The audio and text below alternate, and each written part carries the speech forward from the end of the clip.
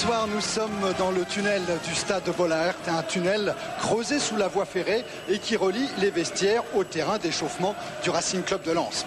Lens en première division, ça n'était pas vraiment prévu il y a 2 mois après l'échec de l'équipe d'Arnaud Dos Santos en match de barrage D1, D2 face au Toulouse Football Club. Mais 10 jours avant la reprise du championnat, Gervais Martel, le président à Paris, téléphone à son entraîneur Arnaud Dos Santos pour lui dire « Ça y est, nous sommes en première division après les rétrogradations de Nice et de Brest ». Voilà pourquoi Lens accueille ce soir en match avancé de la 7e journée du championnat de France de première division, l'AS Saint-Etienne.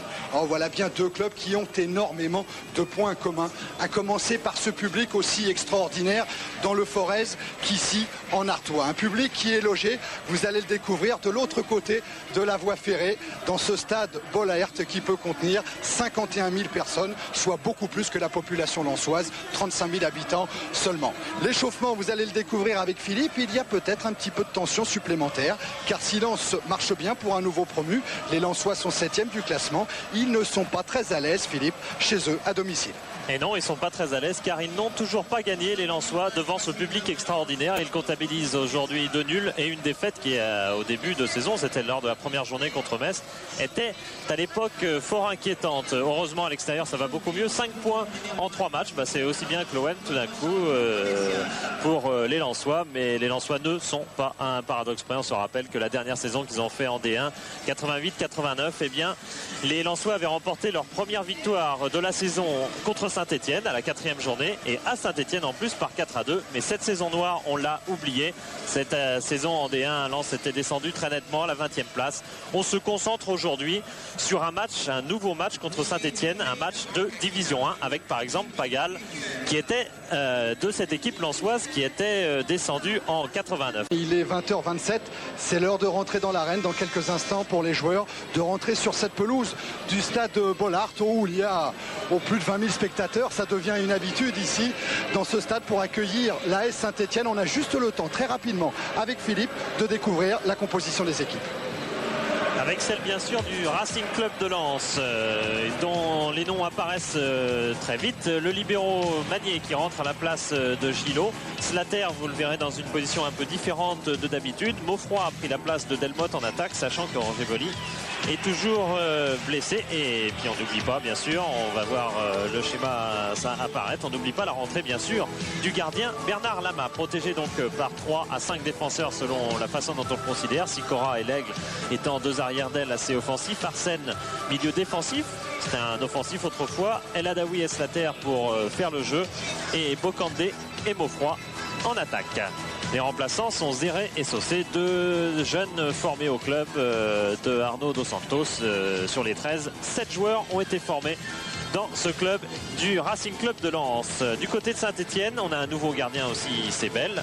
On reparlera évidemment de l'importance des descentes de Brest, Nice et Bordeaux sur tapis vert, enfin en quelque sorte, puisque pas mal de ces joueurs se retrouvent justement ce soir dans les équipes de Lens et Saint-Etienne à la faveur de transferts. On voit comment cette équipe se dispose avec Castelloch comme capitaine. Aujourd'hui, on joue en zone derrière à 4 défenseurs au lieu de 5 d'habitude.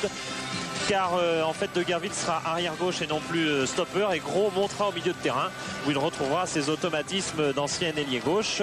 Pour ce qui est de l'ensemble de cette équipe, avec Chintreuil, un ancien joueur de 2e division, eh bien Coraillé et Tolo, voilà Coraillé et Tolo, les 2 attaquants qui eux aussi viennent de 2e division. C'est exactement l'équipe qui a perdu d'extrême justesse à Metz la dernière rencontre. Aon est revenu au club justement en retour de près de Metz, mais il n'est que sur le banc des remplaçants. C'est le choix de Christian Saramagna pour cette rencontre déjà importante et de 2 équipes beaucoup mieux classées qu'on aurait pu le penser au moment où nous avons choisi ce match, c'est-à-dire tout simplement avant que le championnat ne débute. Et on va découvrir cette équipe de Saint-Etienne. Lui vous le connaissez forcément, Joseph-Antoine Belle, ex-Toulon, ex-Marseille, ex-Bordeaux, avec Jean-Claude Pagal, avec Arsène, avec Adjovi Boko. Des gens Cyprien aussi qui vient de passer également. Des gens qui ce soir espèrent chacune des 2 équipes faire un bon résultat pour des raisons qu'on a évoquées depuis le début du reportage. Et oui, elles sont toutes les deux dans leur situation la plus faible finalement, puisque Lens à domicile n'a pas réussi de très bons résultats, un point seulement, et Saint-Etienne en a tout simplement eu 0. Tiens, Voilà, un Boli, c'est Roger. Roger Boli, vous êtes blessé assez gravement quand même à Nîmes. Ça met un petit peu de temps cette blessure à se guérir. Le métatarse, ça met toujours quelques semaines. Votre entrée programmée pour quand? Déjà, je suis blessé à Nîmes, 5e métatarse. Je crois que c'est une blessure assez délicate, mais il y a un délai à respecter. J'espère faire ma rentrée pour Auxerre. Pour Auxerre, avec Jules Bocandé, vous formeriez un beau taux d'attaque. On aurait attendu cela à Félix Bollaert. Malheureusement, le public n'a pas encore pu apprécier notre tandem. J'espère que ma rentrée fera parler de ce tandem. Et oui, il espère rentrer pour Auxerre. On devine évidemment pourquoi, puisque c'est son ancien club. Mais du côté des Lensois, on est beaucoup moins optimiste, puisqu'on pense que c'est plutôt vers la fin septembre que Boli sera réellement opérationnel. Et Auxerre, c'est la journée juste après Tchécoslovaquie-France. On risque pas de l'oublier, c'est le 4 septembre. Match décisif bien sûr pour l'équipe de France, avec un homme qu'on va surveiller ce soir. C'est pas monsieur Depandis, il ne jouera pas Tchécoslovaquie-France, mais bien sûr Moravcik, le Stéphanois. Et Chantreuil.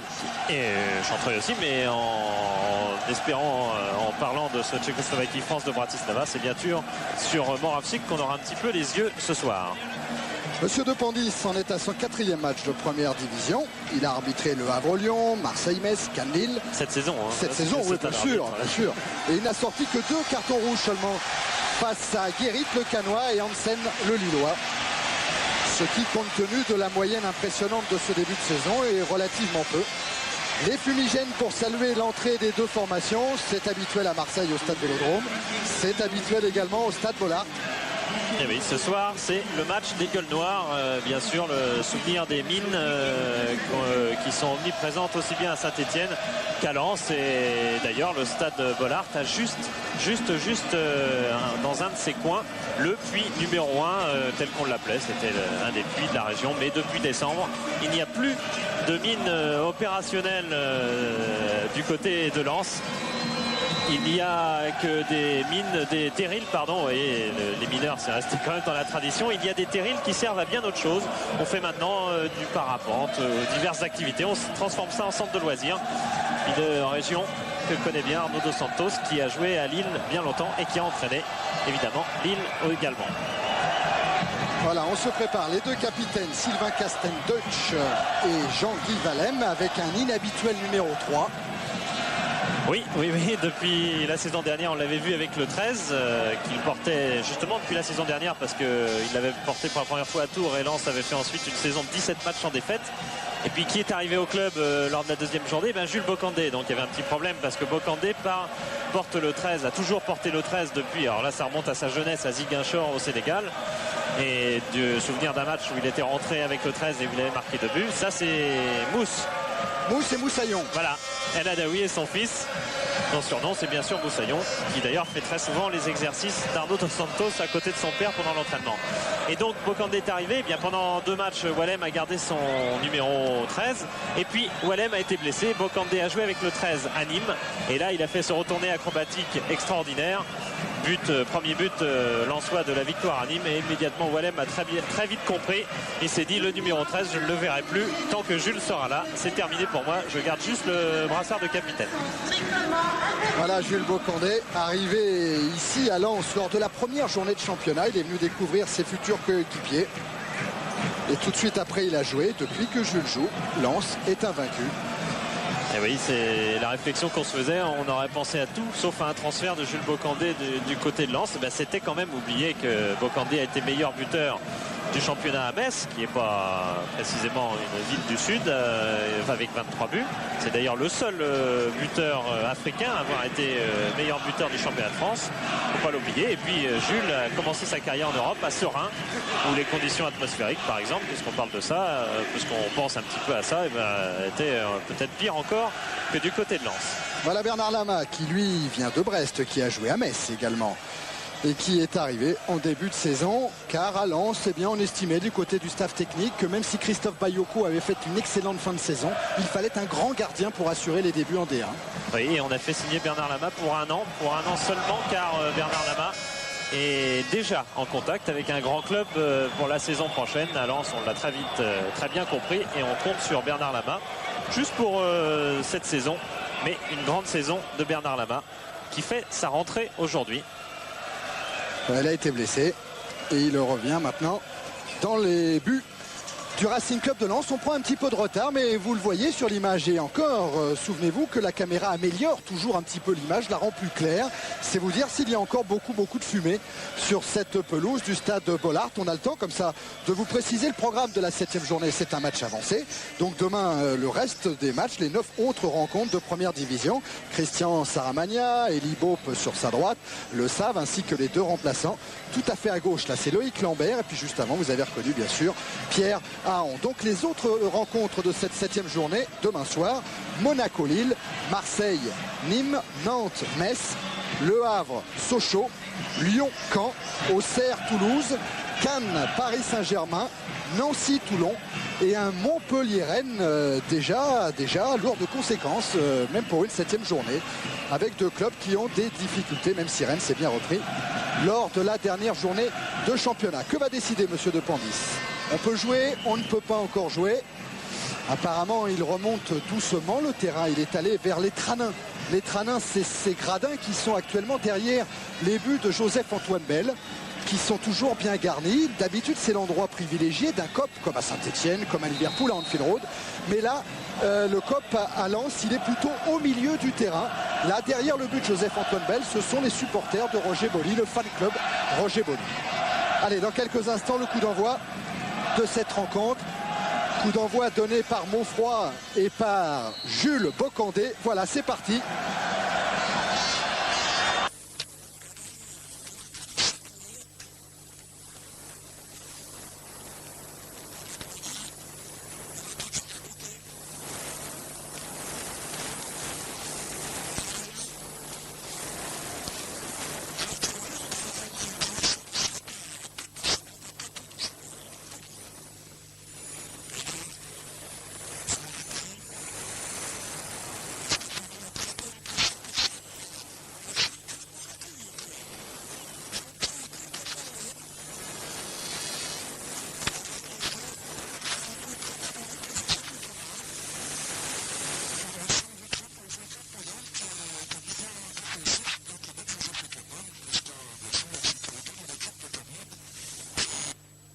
Qualification, parce que Joseph-Antoine Bell est revenu en équipe du Cameroun malgré ce qui s'était passé à la Coupe du Monde. Il a joué les matchs de qualification pour la Coupe d'Afrique des Nations qui se déroulera en janvier au Sénégal. On a vu Claude Leroy tout à l'heure dans les tribunes pour voir bien sûr Jules Bocandé.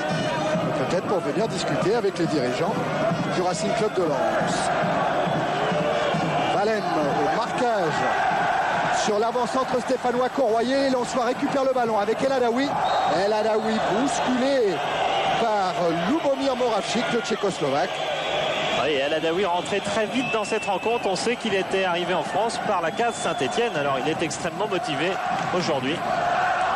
Adjovi Boko qui prolonge. Cyprien. Chantreuil.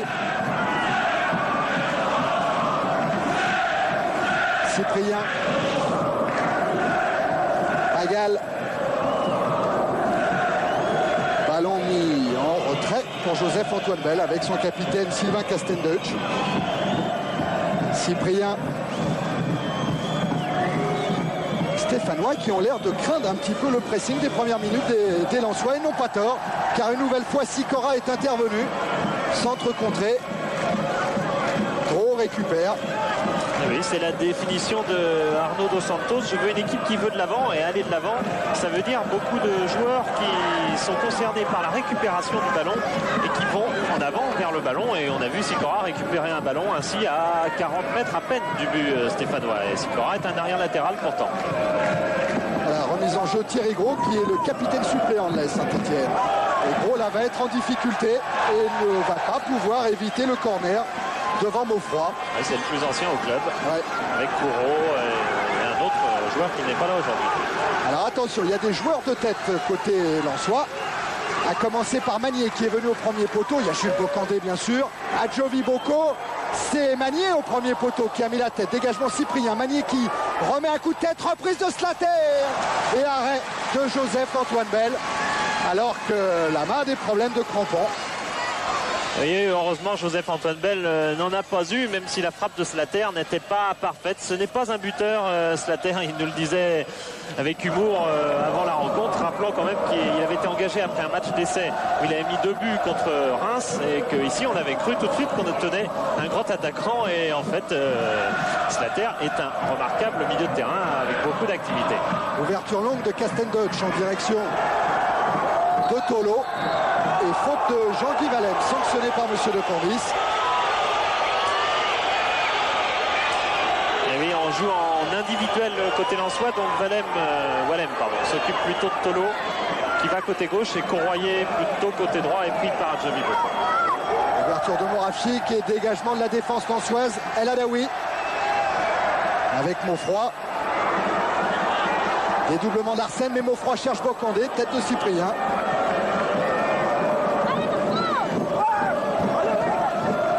Là, Jean-Pierre Cyprien.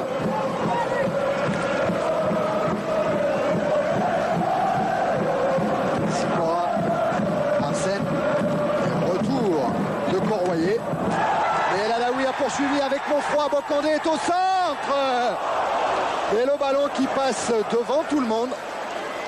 C'est une option réfléchie de la part de Maufroy de faire un centre extrêmement tendu. La seul problème, vous voyez que c'est sérieux pour Lama. Ouais, c'est Zéré qui vient lui remettre les crampons. C'est Zéré qui est presque sur le terrain d'ailleurs. Mais l'option de Maufroy, c'était de faire un centre très tendu car Joseph-Antoine Bell anticipe toujours très très vite et que Bocandé était près du but. Malheureusement, la balle est trop montée.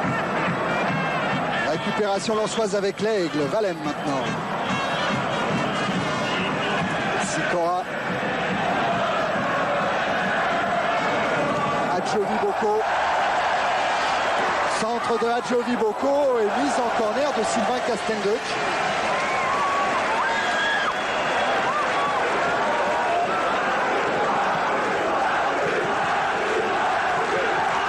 Voilà, Bernard Lama a pu reprendre sa place.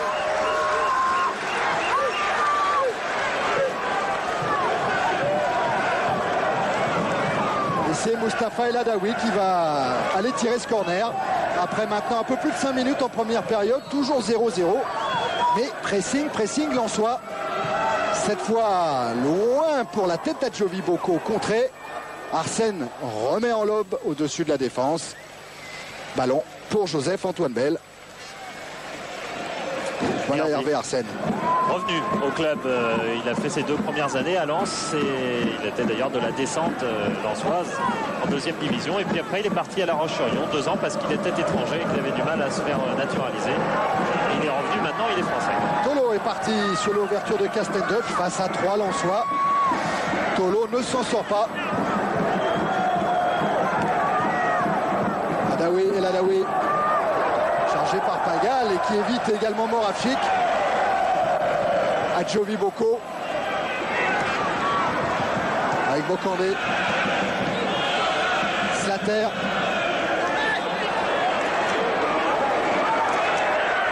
Slater qui est contré par Cuervo. Remise en jeu l'Aigle. Bocandé. Cuervo à nouveau en touche.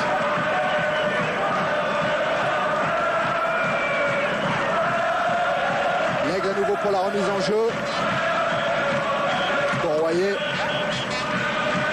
Cuervo. Directement sur Joseph-Antoine Bell.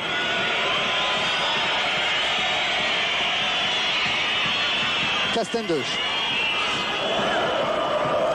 Montée du libéro stéphanois. Et montée de la défense lensoise. Pourtant, aucun attaquant n'est signalé hors jeu. Et il y a même une faute. Et Christian Saramani a demandé tout à l'heure, il y a 2 petites minutes, à Tolo et à Courroyer de croiser un peu plus, d'être un peu plus vif et de permuter pour gêner la défense lensoise. Et on l'a vu immédiatement en application, Denis, effectivement. Là, c'est Gros qui est aux prises avec Magnier. Gros qui parvient à centrer. Ballon sorti par l'Aigle. El Adaoui. Accélération d'El Adaoui et longue ouverture vers Bocandé. Slater qui cherche du soutien, qui trouve Arsène. Et puis l'Aigle. Oh l'Aigle, le grand pont sur Cuervo. Et Sylvain Castendoche qui vient se coucher. Arsène toujours avec le ballon. Bocandé. Récupération Pagal. Oh les Stéphanois qui sont en danger en ce moment. Et à l'image de Deguerville, Monfroy là est en train de servir Sikora. Les Stéphanois qui sont extrêmement craintifs devant la hargne remarquable des Lensois qui leur permet de récupérer des ballons vraiment très tôt dans le terrain. On a vu aussi cet exploit technique de l'Aigle, garçon qui est en pleine forme depuis le début de saison, qui a déjà marqué 2 buts, qui est le meilleur buteur lensois. Et voilà comment le pressing d'Arsène pourrait payer, même si là, M. Le Pandis sanctionne le milieu lensois. Pagal. Et d'ailleurs, Moravsik a pris un coup sur cette action. Cuervo face à Slater. Et pas beaucoup de solutions pour le jeune Stéphanois. Si ce n'est que de mettre le ballon directement en touche. Alors oui, il ne faut pas oublier que Cuervo, il n'a que quelques matchs de première division. Il n'en a disputé que 10 par exemple la saison dernière. Et surtout c'est un attaquant, un de ces attaquants qui a été reconverti par Christian Saramagna l'an passé en fin de saison seulement au poste de latéral. Donc il n'a pas tous les automatismes non plus. Adjovi Boko contré, justement le voilà par Philippe Cuervo. Et voilà, Adjovi Boko, ancien joueur de Tours. Bocandé.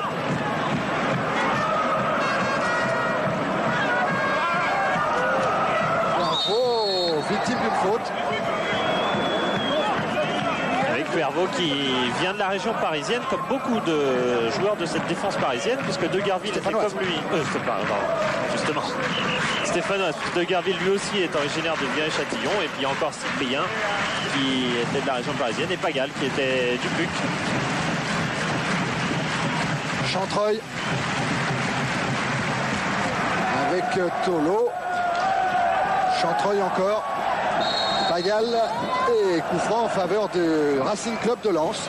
Incontestablement, tout ce qui est contre, tout ce qui est duel est en faveur du Racing Club de Lens dans cette première mi-temps. Et Christian Saramagna a demandé aussi à Philippe Cuervo de se replacer beaucoup plus vite qu'il ne le fait. Alors que là, Christian Saramagna doit également être attentif au duel qu'il y a entre Pagal et El Adaoui. C'est peut-être la clé du match. Voilà El Adaoui. Et il trouve Pagal immédiatement sur sa route. Valem. Adjovi Boko. Magnier. Directement sur Cuervo. Et Slater accroche le maillot de Cuervo. Et un autre de ces duels très important, et on s'en aperçoit quand on sait que Slater, qui joue toujours à droite, ce qui était déjà son poste à Nottingham Forest, qui était encore son poste à Anderlecht quand il jouait arrière latéral, eh bien, a été placé aujourd'hui exceptionnellement par Dos Santos sur le côté gauche, justement pour gêner les montées de Cuervo, qui dans le domaine offensif s'est révélé en ce début de saison.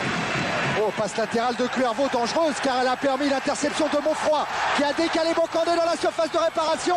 Un dribble sur Cyprien, mise en retrait sur El Adaoui.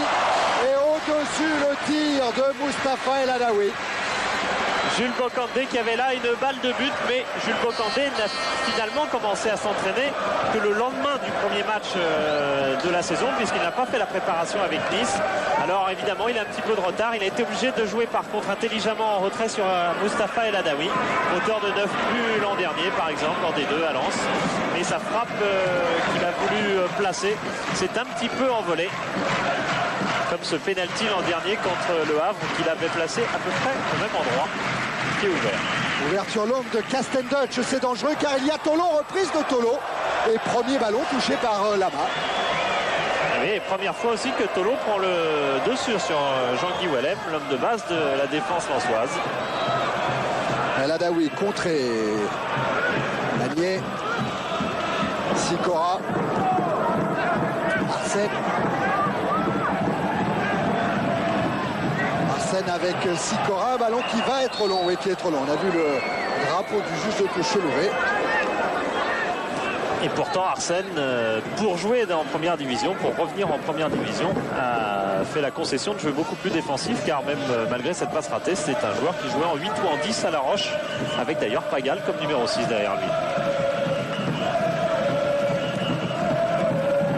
Encore un ballon perdu sur cette relance mal assurée. de Deguerville. Voilà Maufroy. Et c'est certainement la rançon de la passe latérale manquée tout à l'heure par Cuervo. Castelldutch avait déjà noté l'autre jour à Caen que les Stéphanois avaient joué trop latéral et se faisaient trop facilement contrer. Il y a depuis que Cuervo a perdu la balle, a donné une occasion à Lens, et bien tout d'un coup les Stéphanois relancent beaucoup plus long. Alors évidemment il n'y a pas de danger, par contre il n'y a pas pour l'instant de conservation du ballon côté stéphanois. Slater à la lutte avec Cuervo, et Slater il s'engage de trop, dit monsieur De Pandis. Non, c'est Cuervo qui est sanctionné. Slater qui surgit, et on va voir comme il va monter au-dessus de Cuervo. Il a d'ailleurs une phrase là-dessus, Slater, qui adore le rugby. J'aime jouer au foot comme au rugby. Et ce sera d'ailleurs pour la Coupe du Monde de rugby un très grand supporter de l'Australie et non de l'Angleterre. Et de l'Australie qui joue demain un test match important contre la Nouvelle-Zélande et qui fait figure maintenant de favori de la Coupe du Monde. Vous le savez, sur Canal, on aura l'occasion d'en reparler. Coup franc d'El Adaoui, non, qui préfère laisser le pied gauche de l'Aigle. Et la tête de la défense stéphanoise, Valem qui remet sur Sikora. Centre de Sikora, dégagement Cyprien. Arsène. Valem. Le ballon récupéré, pas pour longtemps par Moravchik. Arsène, Adjovi Boko. Slater. Adjovi Boko, Slater à nouveau, mais bonne intervention là de Cuervo. Et Castelldutch, ses coéquipiers l'ont prévu, tout seul. Moravchik. Cuervo, Castelldutch. On cherche des solutions. Côté stéphanois. Pagal. Gros. Castelldutch. Cyprien.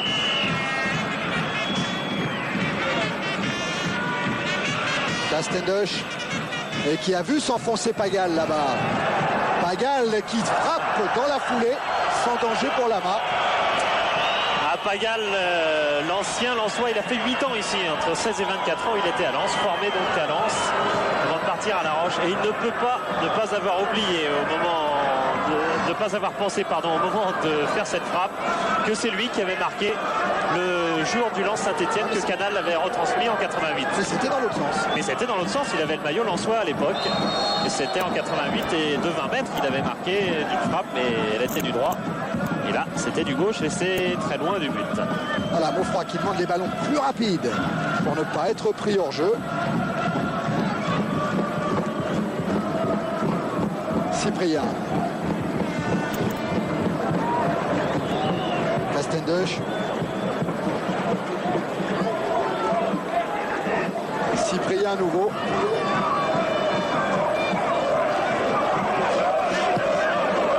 Encore une ouverture longue et Tolo est signalé hors jeu. Choix délibéré de l'équipe stéphanoise de jouer donc long, et quand on joue long, on va jouer forcément sur Tolo qui fait énormément d'appels de balles, qui rappelle un peu le jeu de Philippe Thibeuf, à l'opposition de Corroyer qui bouge aussi mais qui est plus un avant-centre de pivot. Magnier qui ressemble à Sénac, dit-on ici à Lens, même musculature, même longue jambe. Bocandé, Valem. Sikora, Valem. Valem qui alerte Maufroy.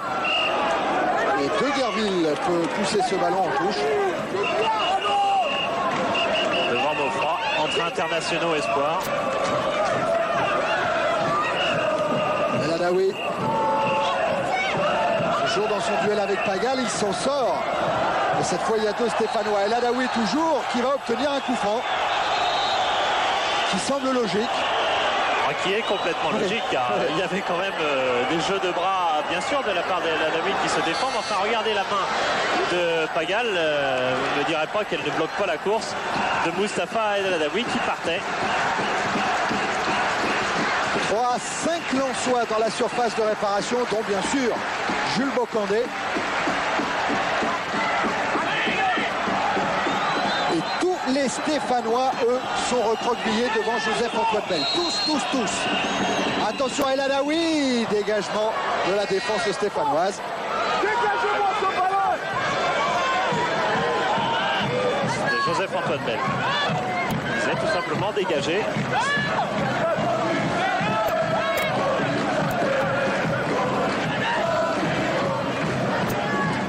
Il n'hésite pas à venir commander Joseph-Antoine Bell. Et il est très loin de sa ligne de but dans une position un peu inhabituelle pour un gardien. Sa défense se dégage, Valem redonne le ballon à Arsène. Sikora, prolongement d'El Adaoui, Arsène encore. Centre d'Arsène, reprise de Jules Bocandé. Slater est là et Cuervo également pour un corner, dit monsieur de Cambis. Il l'a tenté sa volée acrobatique comme à Nîmes, pas tout à fait dans le même style. Comme l'année dernière, il en avait mis une. On va revoir le geste.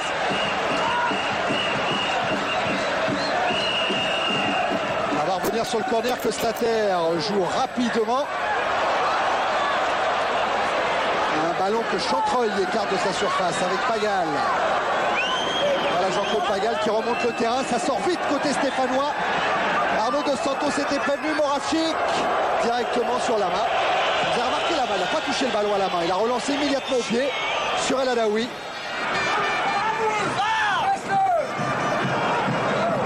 Laisse-le, a dit Dos Santos à El Adaoui. Et pourtant Lens a récupéré le ballon avec Maufroy, lancé par Bocandé. Oh que ça va vite avec Corroyer. Soutien de Gros.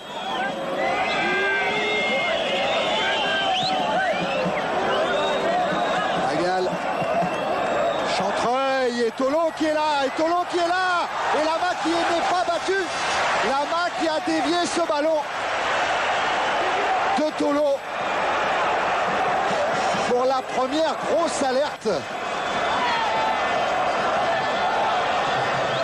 Quelle magnifique occasion et Tolo qui manque un petit peu sa frappe de balle, on l'a vu, le ballon n'est pas frappé franchement, la balle touche le sol devant Lama qui est sorti très vite.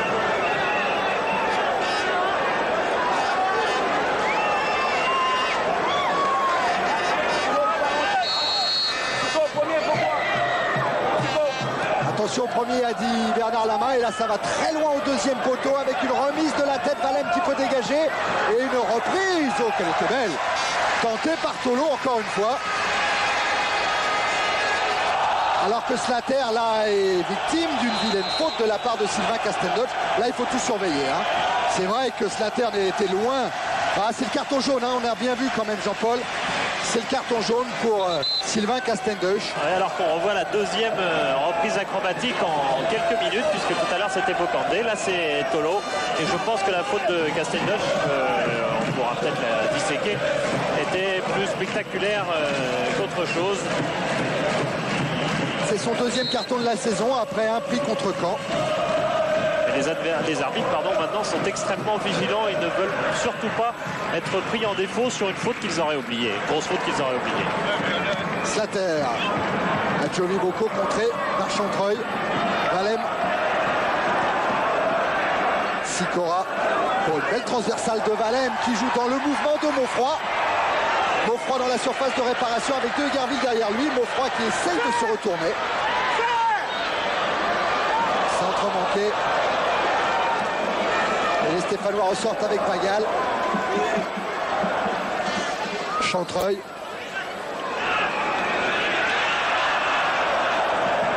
Chantreuil qui a pris un coup. Et nouvelle faute lensoise.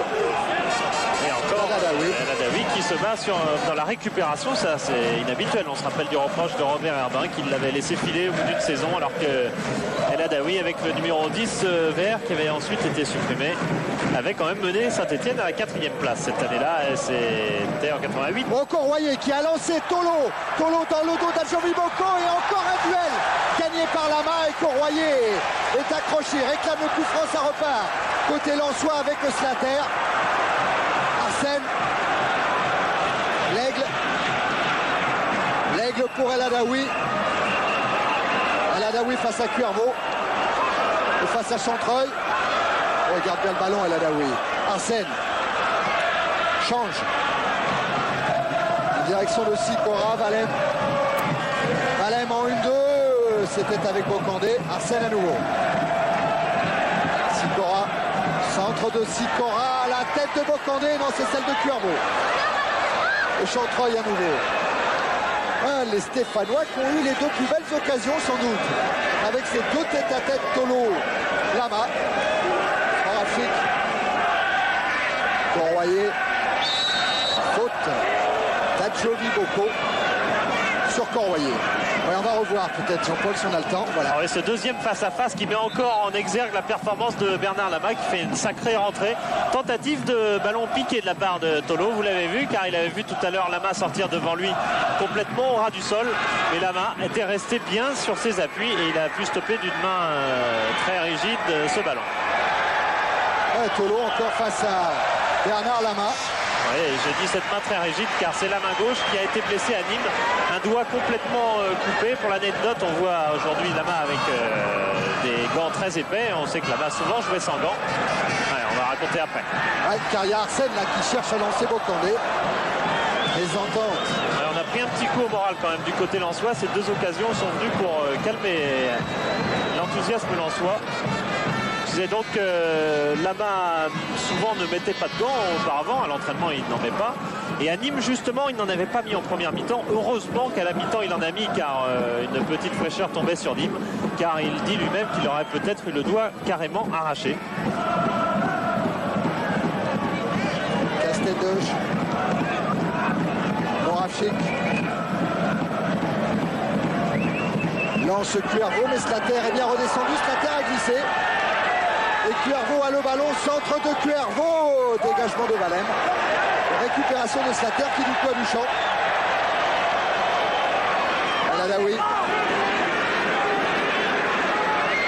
El Adaoui qui part en dribble, mais on ne s'est pas compris avec Slater et Arsène. Slater qui a certainement cru au hors-jeu ou alors il a pensé. Oh, il a fait un coup hein, sur la nuque. Ouais, on voit qu'il y a du sang quand même, peut-être un petit peu. Voilà. Il s'est plaint d'ailleurs, c'est Cuervo tout à l'heure quand Slater est tombé en voulant reprendre ce ballon, Cuervo lui a marché dessus, mais tout à fait involontairement. Il va falloir surveiller quand même cette entaille de Slater qui a la main tout ensanglantée, qui est déconcentré là pour le moment. Il est préoccupé. Il aurait un maillot de l'équipe d'Angleterre à la rose, que ce serait une superbe image de rugby. Ouais, c'est vrai. Chantreuil. Avec Moravchik. Et avec Gros qui a relancé à Moravchik, sorti de la main. Et voilà, on s'occupe du côté des kinés lensois, Daniel Matelin, du docteur Jacques Rogez.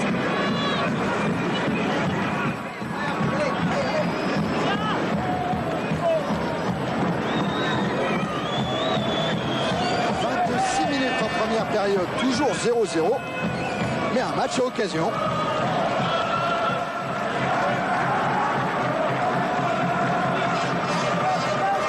Remise en jeu Slater. Retourné, Slater à nouveau. Ça transverse. Ah non, Maufroy s'est saisi quand même du ballon. Maufroy qui cherche son pied. Et Castelldeuch va se faire sanctionner.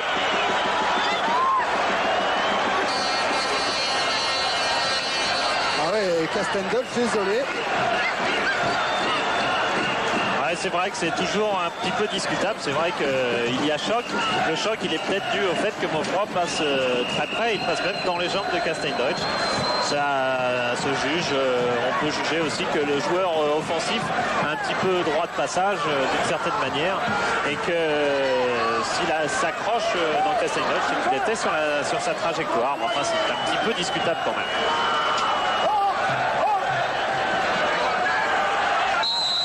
Le mur est à peu près à distance réglementaire. L'Aigle avec le pied gauche. Non, El Adaoui avec le pied droit. Et que va faire monsieur l'arbitre? Il va demander à Corroyer de ne pas avancer précipitamment. Voilà, c'est Corroyer qui est réprimandé. Il devrait redonner le coup franc à tirer puisque le mur stéphanois est toujours en place. Il était très bien tiré d'ailleurs, ce coup franc d'El Adaoui. Duel El Adaoui-Bell, c'était une demi-finale de Coupe d'Afrique des Nations 88 au Maroc, remportée par Bell et le Cameroun 1-0. Allez, on recommence. 4 Stéphanois dans le mur. Alors El Adaoui au pied gauche de l'aigle. C'est encore El Adaoui qui en force, c'est balle qui contre. Et le ballon est pour Arsène. Arsène qui frappe. Cette fois, c'est la défense. Et il y a des hors-jeux sanctionnés par Monsieur de Pandis. Il y a un super tir d'El Adaoui. Il y a un super arrêt de Bell. Et il y a un superbe arrêt de Joseph-Antoine Bell du pied, car il a été pris à contre-pied. On le reverra certainement sous un certain angle par une balle qui va être déviée. Voilà, elle est déviée par Castagne Dodge et le réflexe du genou de Bell avec sa souplesse extraordinaire. Toujours, vous voyez la vitesse à laquelle il était déjà relevé pour intervenir sur un autre tir éventuellement. Regardez Joseph, regardez, il est déjà debout. Il était prêt déjà à replonger sur le tir de l'aigle. Ça reste Joseph-Antoine Bell à près de 37 ans, un grand gardien de but. Castendoche avec Cyprien.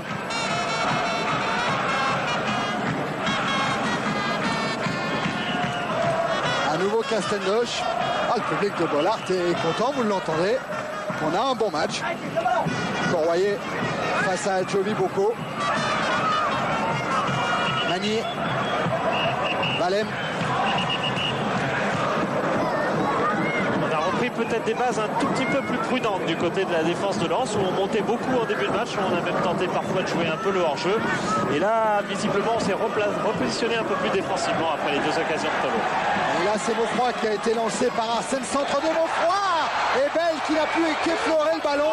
Slater qui s'est battu, équipe au centre à nouveau. La tête de Maufroy qui fait une faute car il s'est courbé devant Pagal, Maufroy. Vous voyez ce centre en force que Maufroy avait tenté tout à l'heure, et bien c'était celui-là. C'était exactement celui-là qu'il voulait faire, et là il a parfaitement réussi. Et sur son côté droit, ce jeune Marc Maufroy réussit énormément de bonnes choses aujourd'hui. Et pourtant, il a eu du mal à retrouver sa place dans l'équipe. Pas facile de revenir, de s'accrocher, de se battre lorsqu'on n'est pas en forme, a-t-il dit. Ce retour, je ne le dois qu'à moi-même. Et aujourd'hui, superbe retour de Maufroy. Ouais, il a marqué 6 buts l'an passé en 17 matchs seulement. Ce qui prouve quand même sa qualité de buteur. Et ça fait partie de ces jeunes, il a 21 ans maintenant, qui avaient débuté dans l'équipe de 88-89, l'équipe qui avait descendu. Vous vous rendez compte à quel âge lui, Magnier, Sikora, Wallem avaient débuté en Division 1. Ah, ils étaient descendus avec 3 victoires seulement dans tout un championnat. Et là aujourd'hui, si Lens gagne face à Saint-Etienne, Lens obtiendra 3 victoires, c'est-à-dire autant en 7 journées qu'il y a 2 ans, 38 journées. Ils avaient eu 17 points cette année, mais uniquement parce qu'il y avait la victoire à 3 points. Sinon, avec 14 points, je crois que c'est le plus bas record.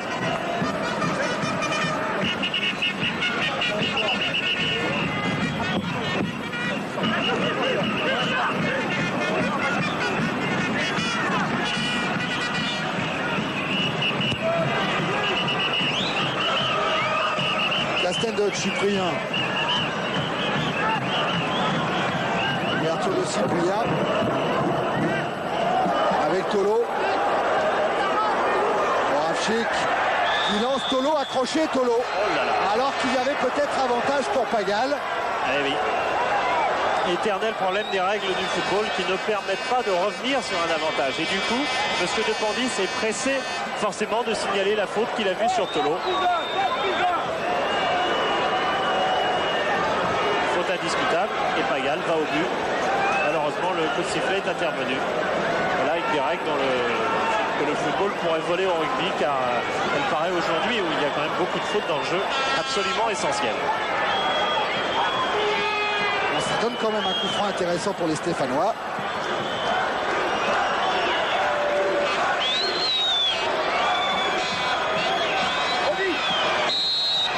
Robin, c'est Slater. Attention à la frappe de Corroyer, contrée par Valem. Et Valem qui sort avec le ballon. Ah, ça rappelle Laurent Blanc à Eindhoven. Et là, retour de Moravchik. Cyprien.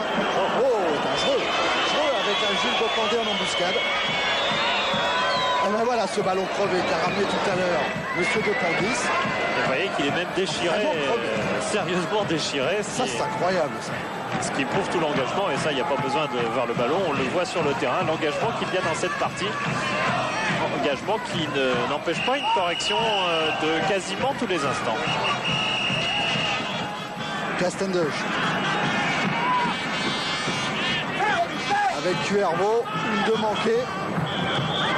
Arsène. Pour Bocandé qui dévie sur Slater. Cuervo est tombé, Slater a du champ. Il est face à Cyprien, il centre au deuxième poteau pour Moffroy qui a armé sa reprise de volée quand De Guerville a réussi à dégager en corner. Et ce duel Slater-Cuervo prend énormément d'importance dans cette partie. On a eu le parallèle à l'action de tout à l'heure. Cette fois-ci, c'est Cuervo qui est tombé. C'est Slater qui s'est retrouvé en bonne position offensive. C'était l'inverse tout à l'heure. Exemple total de transformation déliée en latéral et vice-versa.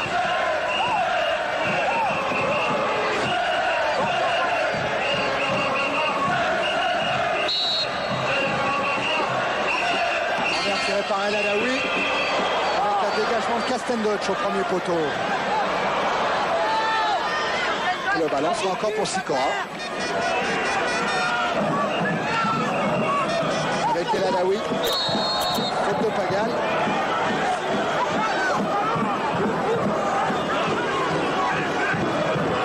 Peut-être un duel aussi de la future Coupe d'Afrique des Nations.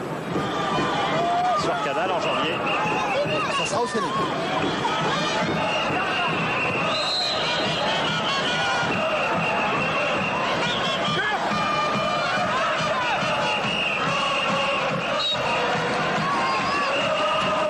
Pour ce coup de pied arrêté, le ballon pour Bocandé, il a marché dessus et la défense stéphanoise a pu se dégager. L'Aigle, Valem qui essaye de changer complètement, tête de Guerville pour Magnier. Geoffroy face à Sikora. Sikora face à Gros. Sikora qui centre. Intervention Castendoch, Pagal. Et pour Joseph Antoine, qui a été extrêmement menacé, car là Jules Bocandé a eu une occasion en or et encore ce petit temps de retard. Vous voyez, il y a un petit peu de cafouillage pour se mettre dans cette position et le ballon qui est derrière lui, qu'il n'arrive pas à ramasser, qu'il n'arrive pas à faire revenir devant lui.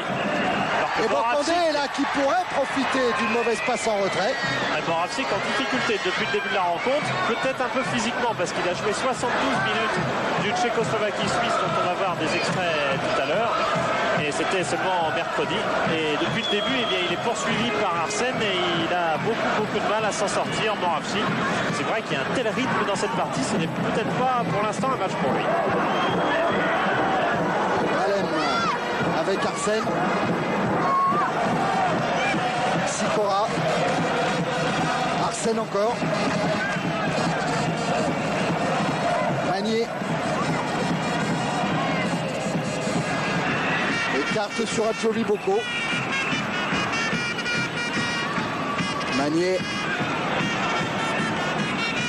Valem. Montée de Jean-Guy Valem. Et frappe du capitaine Lançois. Il ne marque pas tous les ans, Jean-Guy Valem, mais ça lui arrive tout de même. Et il a déclenché une frappe venue quand même de très loin. Un but en D2 l'an passé, Jean-Guy Valem, et un but en 90 matchs de première division. En D2, il en avait mis un il y a 2 ans contre Valenciennes et auquel avait répondu, non c'est l'inverse d'ailleurs. Ouais, il avait égalisé. C'est Courroyer qui avait marqué très vite pour Valenciennes. À l'époque, il était formé à Valenciennes, Courroyer. Il est d'ici. Et Valem avait égalisé, ça avait fait 2-2 à l'arrivée dans un de ses derbys nordistes. Cyprien, Bertolo.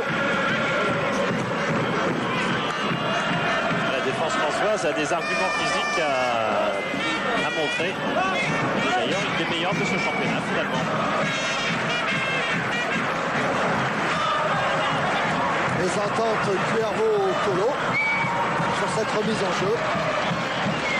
Et relance côté opposé de la main. Vers Sikora. Moffroy. Avec une couverture de Castendoch. Oh, Moffroy qui a évité la sortie. Non, il ne l'a pas évité.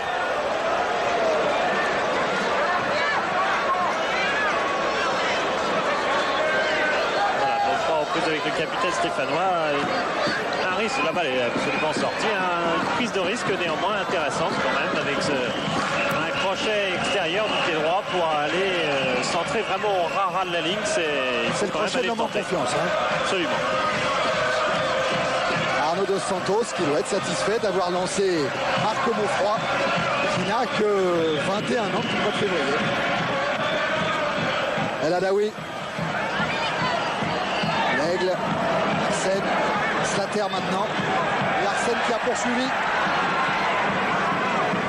Oh, il a évité Cuervo et faute du défenseur stéphanois qui a fait son entrée au bataillon de Joinville, l'occupé. Il est annoncé par Saramagna comme un futur international militaire et puis au-delà espoir et certainement une petite faute qui apparaît énorme, qui est certainement une faute de maladresse car Cuervo pensait certainement avoir ses ballons.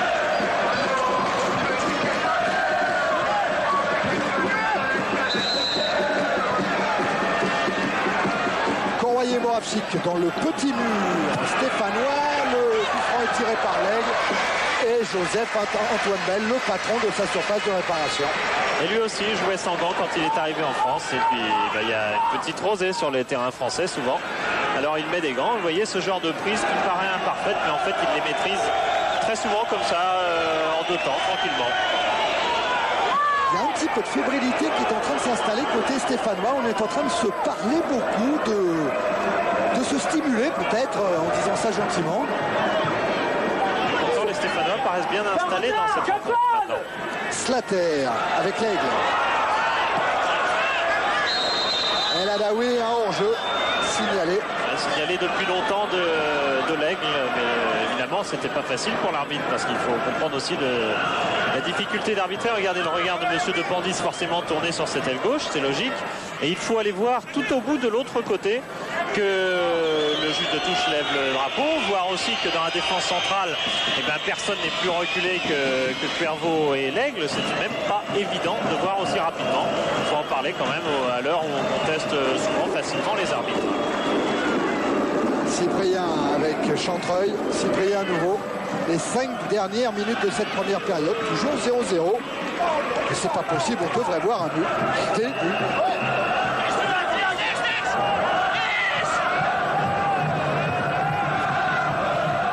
Castendoche. Moravchik bousculé par Hassen.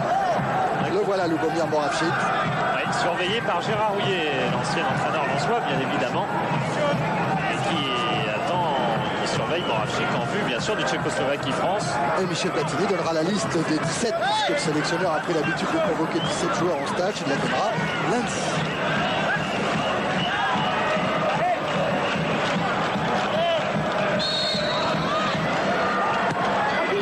Le de Castendoche qui passe et Chantreuil aurait bien aimé récupérer ce ballon. Sorti par l'Aigle. Qui avait changé complètement de côté parce que individuel, là encore, sur les coups francs et sur les corners. Sortie d'Arsène face à Gros. Sikora. Récupération stéphanoise. Allez, on va repartir de Castendoche.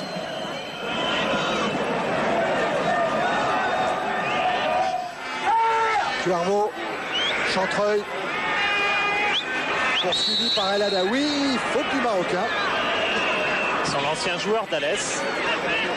Ancien capitaine d'Alès. Ouais. Et Christian Saramagna fait partie de ces entraîneurs qui ne comprennent pas encore comment Chantreuil n'a pu faire une carrière de D1 et qui, justement, disant qu'il est resté beaucoup trop longtemps en D2. 7 années passées à Alès. Tolo. Par Valem. Encore un joueur venu de D2, c'est étonnant le recrutement stéphanois en 2 ans. On est allé chercher un nombre de joueurs venant de la D2 assez étonnant. Mais des bons joueurs.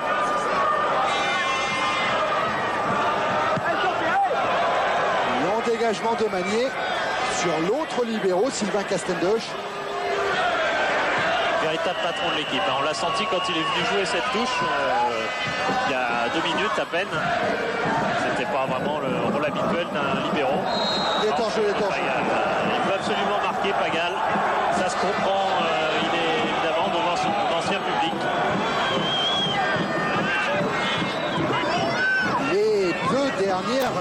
de cette première période. Toujours 0-0 avec un ballon pour Valem.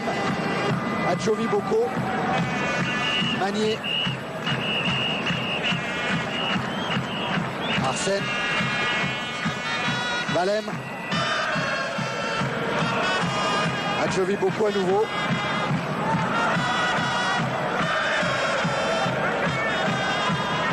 Valem qui a vu Adjovi Boko réclamer le ballon.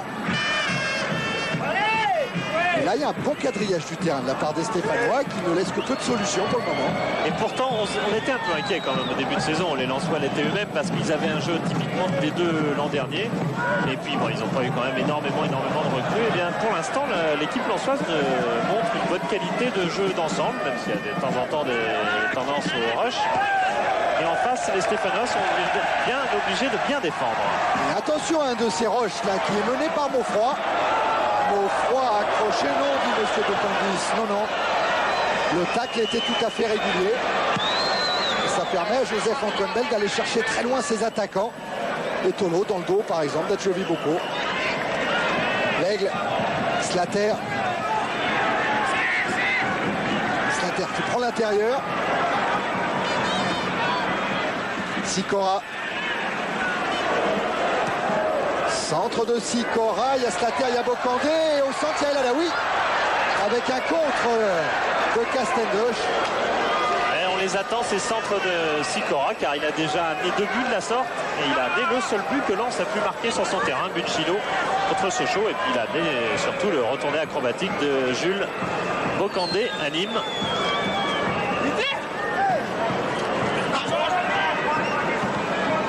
Arsène remet le ballon en touche. Arsène jamais très loin de Moravcik comme Pagan, mais jamais très loin d'El Alaoui.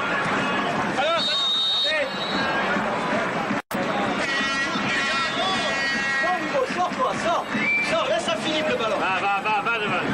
Voilà, Loubo, c'est Lubomir. Philippe, c'est Cuervo. Et voilà, c'est Cuervo qui a joué le coup franc pour Pagal.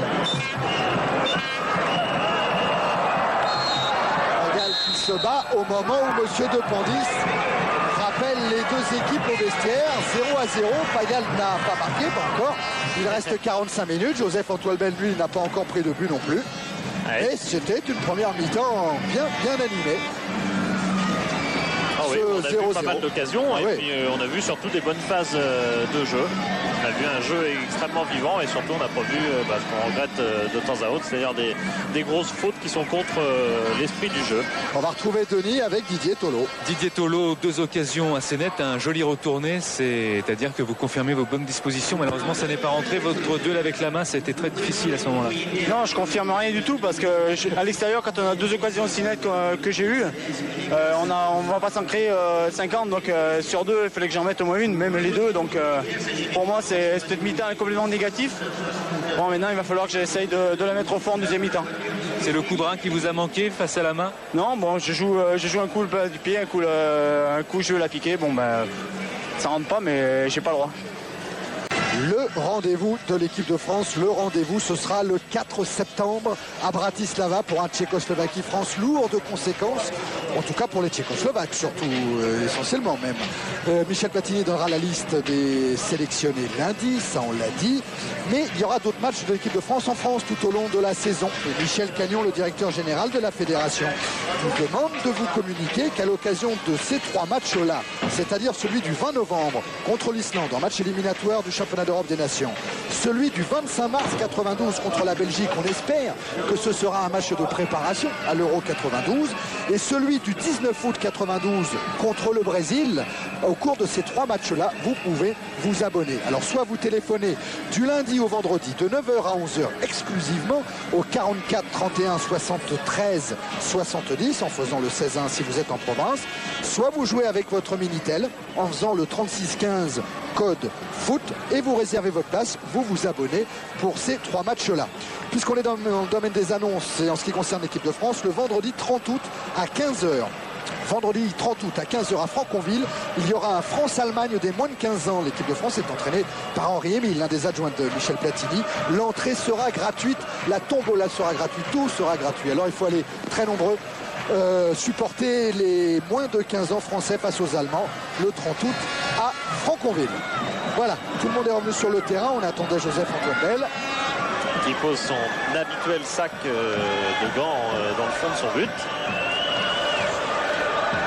Et M. De Pandis va pouvoir donner le coup d'envoi de cette seconde période.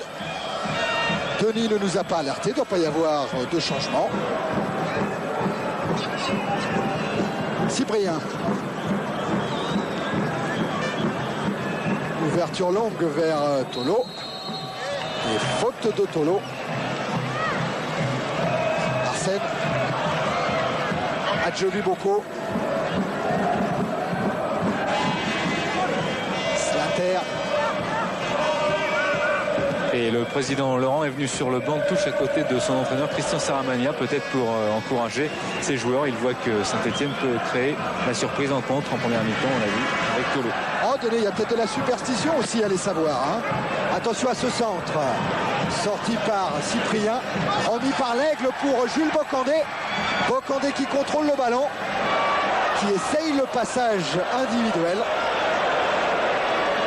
Il a tenté quelque chose d'extrêmement difficile car il avait deux joueurs autour de lui.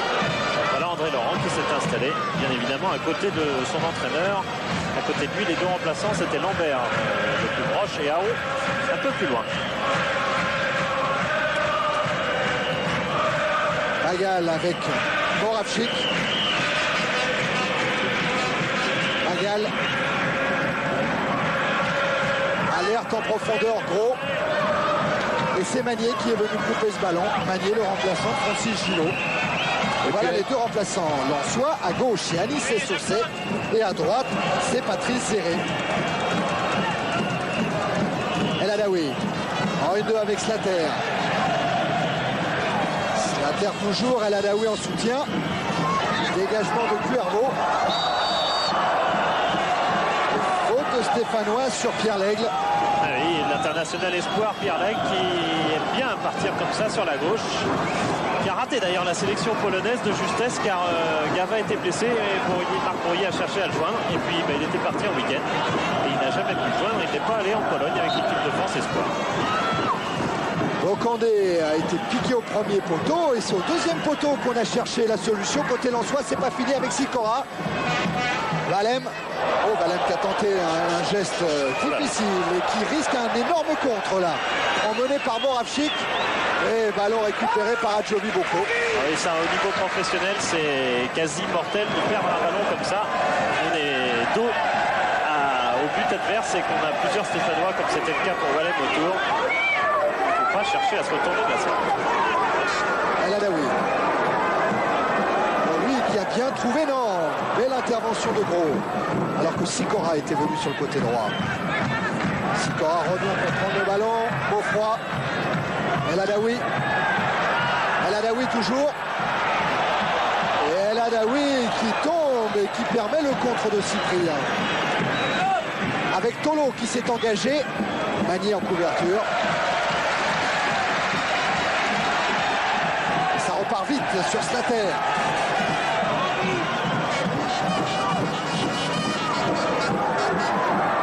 Slater à nouveau. Lancé par l'Aigle. Centre de l'Australien, tête de Pagal.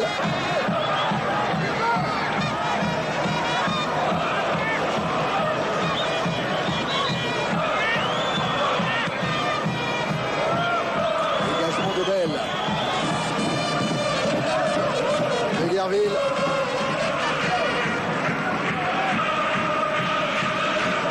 Deguerville avec Chantreuil. Intervention lensoise et El Adaoui qui a relancé Arsène. Arsène pour Monfroid. Monfroid dans la surface qui va pouvoir frapper. Et parade de Joseph-Antoine Bell qui dévie le ballon en corner. Et Cyprien qui était aussi revenu pour gêner terriblement Beaufroid qui a mis un peu de temps à armer sa frappe. Oui, Beaufroid était pas loin et Joseph-Antoine Bell, lui, a bien senti qu'avec le retour de Cyprien, Beaufroid aurait beaucoup de mal à croiser son tir. Et effectivement, c'était sur sa gauche.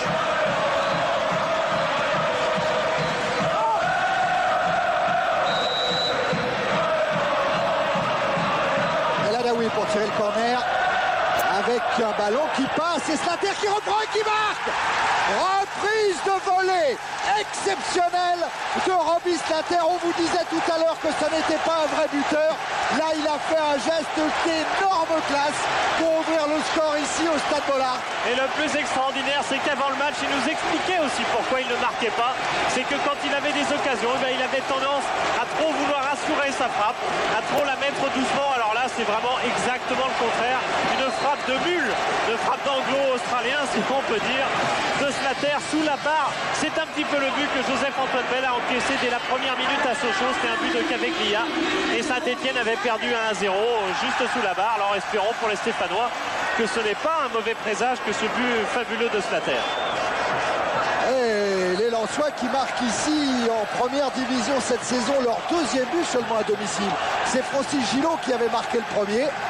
Et là c'est Slater face à Saint-Etienne. Slater le revoilà haut. C'était déjà un des chouchous de Bollaert. C'est sûr qu'avec ce but, sa popularité va monter de quelques crans. Il était question de créer un fan club Roby Slater. Là, je crois que c'est fait. Il a déjà. C'est Arnaud Dos Santos qui est encore en projet, mais Roby Slater a déjà un fan club qui est en train de se mettre en place, alors que celui de Roger Bolli a déjà 800 membres. Sikora. Quel but!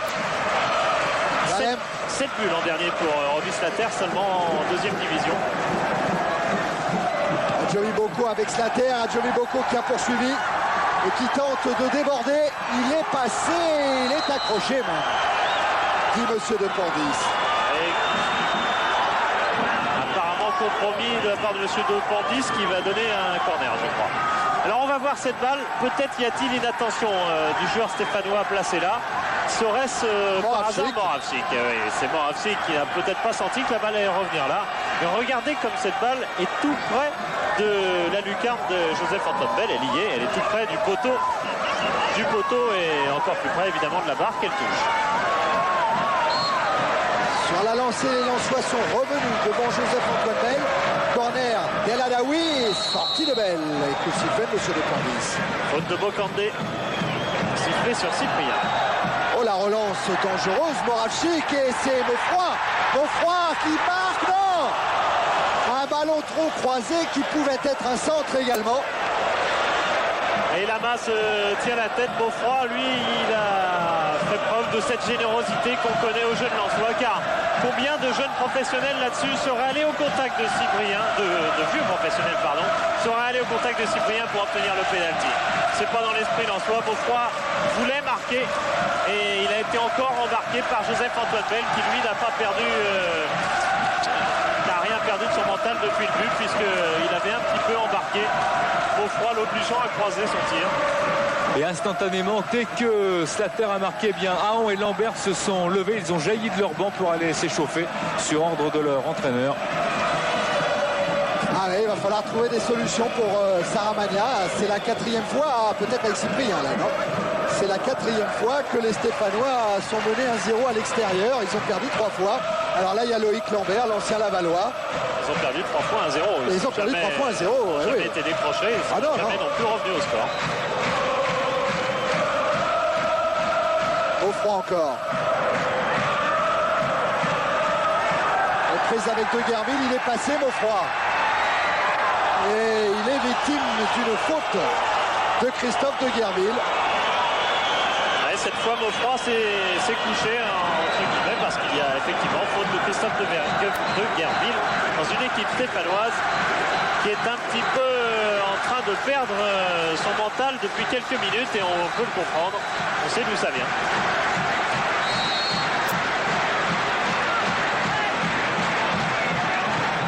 Adaoui avec la reprise encore. Hey, arrêt de Joseph-Antoine Bell, c'était une reprise de Pierre Lègle avec son pied gauche. Avec son superbe pied gauche dont il n'a pas usé contre le TFC, il a marqué du droit. Un but qu'il aurait, une balle sur laquelle il aurait pu tirer pourtant du gauche. Il dit ne pas avoir réfléchi, ça prouve que c'est un pur gaucher qui a aussi la capacité de marquer du droit sans réfléchir, c'est pas tous les jours. Encore 35 minutes dans cette seconde période. 1-0 pour le Racing Club de Lens. Sikora pour Malem. Sikora à nouveau. El Adaoui. Malem a poursuivi. Trajectoire coupée par Castendoc. Il y a eu choc. Et Monsieur Lepandis a sans doute raison de pas siffler le feu.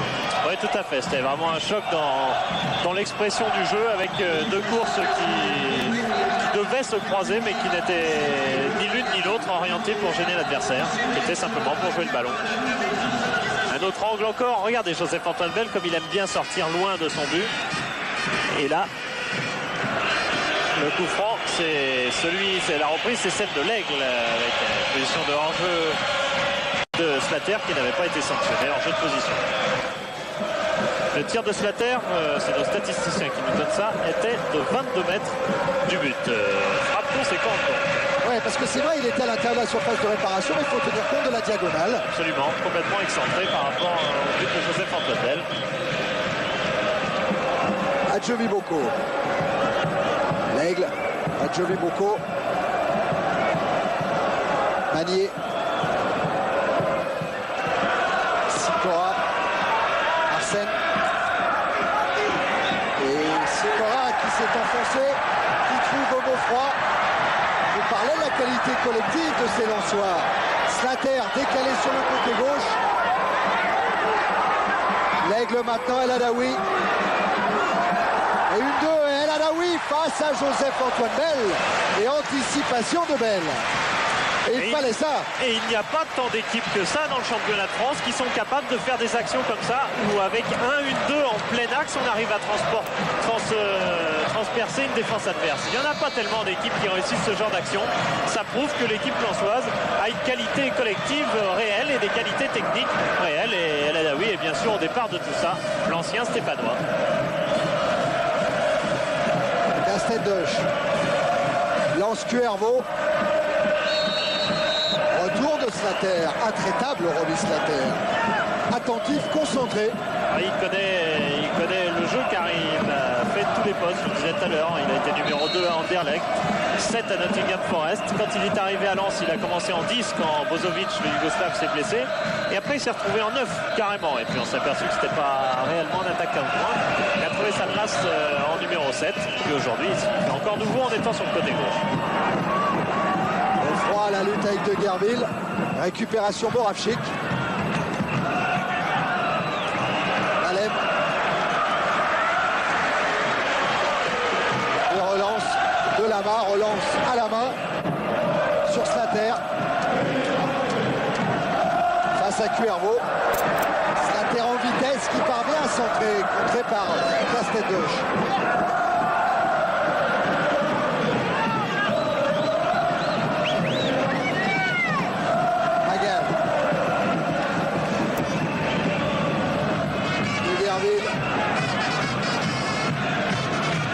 Magal à nouveau. Gros.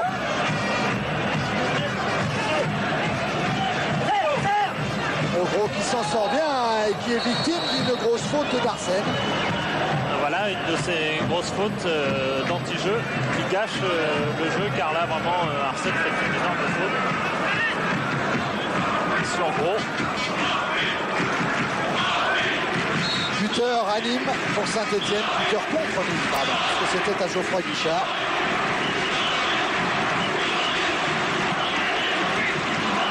Coup de pied arrêté et joué avec Cyprien et Castendoche. Cyprien. Passe El Adaoui, Corroyer. L'Aigle maintenant pour le contre mené par El Adaoui. Pagal qui se touche. L'Aigle toujours pour Slater.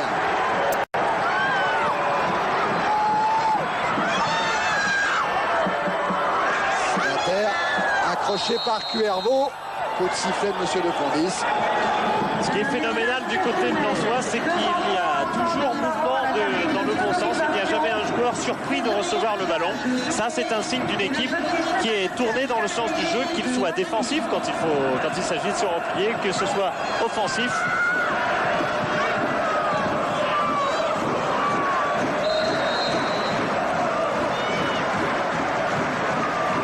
Le pied gauche de l'Aigle. De Gerville, il a beau froid derrière lui. Il s'en sort très bien, Christophe De Gerville. Avec Gros. Valem, durement sur Tolo. Trop durement, dit M. Lepandis. Appuyé sur Tolo, qui plus est. Donc faute.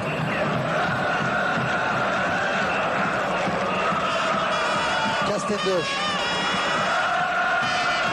Chantreuil, Pagal. Castendush encore. Christophe Chantreuil va sortir, c'est Pierre Aon qui va rentrer, le pur stéphanois. Alors que là c'est Courroyer qui a essayé de s'en sortir. Magnier directement pour Lama. Voilà Pierre Aon qui s'échauffe et qui va rentrer. Il est déjà rentré cette saison plusieurs fois. Il a même été titulaire quelques matchs également. Ah, il a remplacé Cuervo contre Nîmes, Courroyer contre Sochaux et Metz contre Toulouse. Cyprien, la lutte avec Bocandé. Coup franc contre l'avant-centre du Racing Club de Lens. Castendush. Cuervo. Pagal. Pagal contré par une montée du libéro Magnier et El Adaoui a le ballon. Lance Bocandé pour Maufroy maintenant. Maufroy pour Bocandé encore. Et la reprise est contrée. Et bien joué de la part de Maufroy encore une fois. Moravchik. Pagal. Ouvre sur Gros. Pagal a continué, mais Gros est battu. En tête à tête, toujours face à Magnier, qui est passé maintenant devant ses défenseurs. Oui, qui fait surtout des sorties assez rapides au devant de ses stoppeurs. Elle n'est pas signalée en jeu, Jules Bocandé. Et il a vu arriver l'Aigle. Le bon retour de Chantreuil.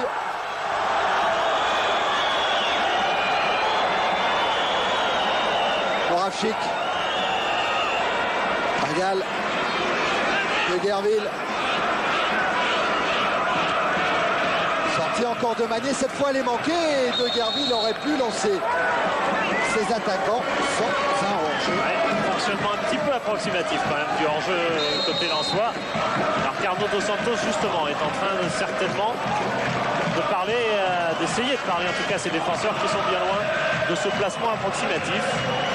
Alors voilà la rentrée de Pierre Aon, qui se souvenait tout à l'heure que le Lens Saint-Etienne qui était sur Canal, qui s'était terminé d'ailleurs par un 1-0 avec but de Pagal.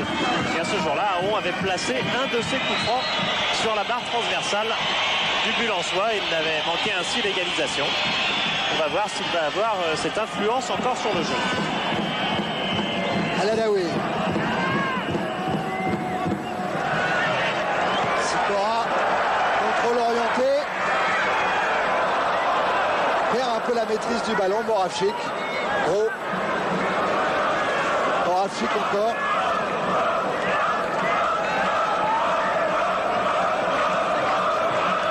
Gros. Castendush.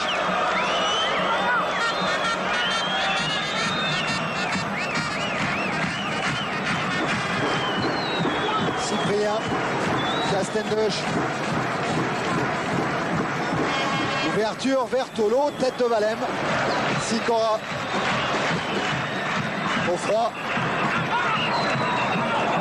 Au froid s'en était sorti, mais il ne va pas obtenir le coup franc qu'il a réclamé. Christophe Chantreuil, c'est difficile ce soir pour la Saint-Etienne, pour vous qui étiez à l'aise, soit défensif, soit offensif, soit même parfois libéraux. Vous avez eu du mal aujourd'hui face au pressing de Lens?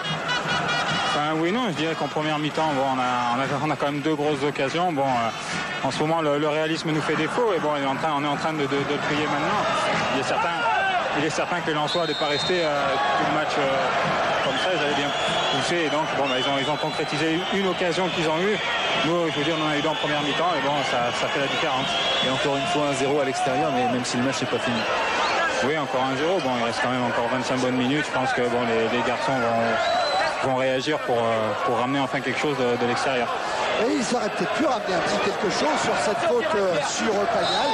On a vu que Magnier, on va regarder le temps. On va la tête de Aon contrée et le ballon ressort pour Slater. Slater qui remonte. Qui cherche une solution peut-être avec Bocandé. Castendush en retrait. sûr, Joseph-Antoine Bell, oui, Jean-Paul, qu'on aura un petit moment, il faudra revoir un petit peu le duel Magnier et Pagal. Oui, qui a créé un énervement de Jean-Claude Pagal, qui a failli vouloir se venger un petit peu sur l'action suivante. Il ne faudra pas qu'il oublie qu'il a déjà pris un carton rouge, c'était à Sochaux. Voilà Moravchik.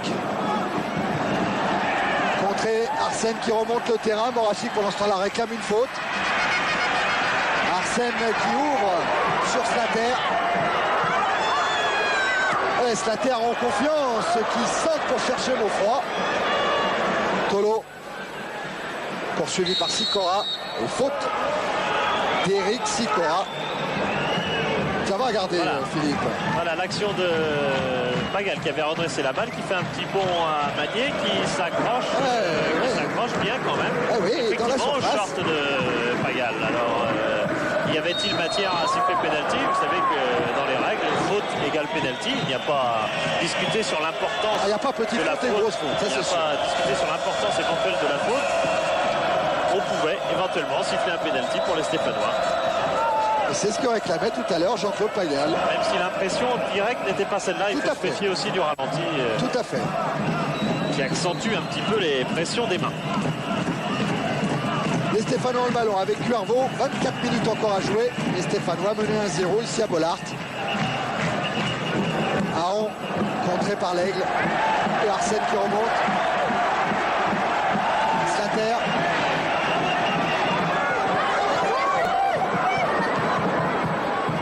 En retrait sur Pierre l'Aigle.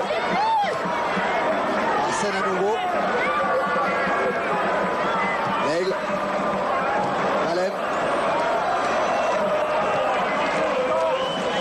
Adjovi Boko, Arsène, El Adaoui.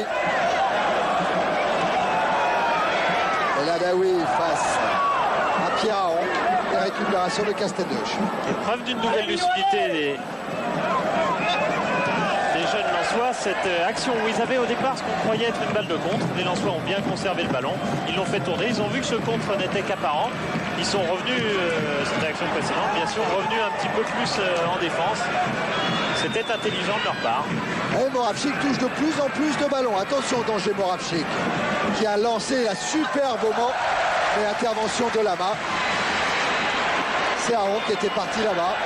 Et on continue de relancer très vite côté Lensois quand on récupère le ballon. El Adaoui. Bocandé.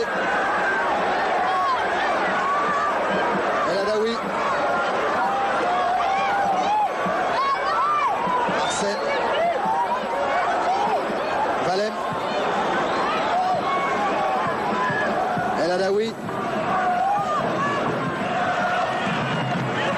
El Adaoui pour Sikora, peut-être dans le dos de Gros. Beau geste défensif là, de Thierry Gros. Tolo. Enchaîne Petit. Petit, quand vous entendez Petit ou allez les enfants, c'est Arnaud Dos Santos.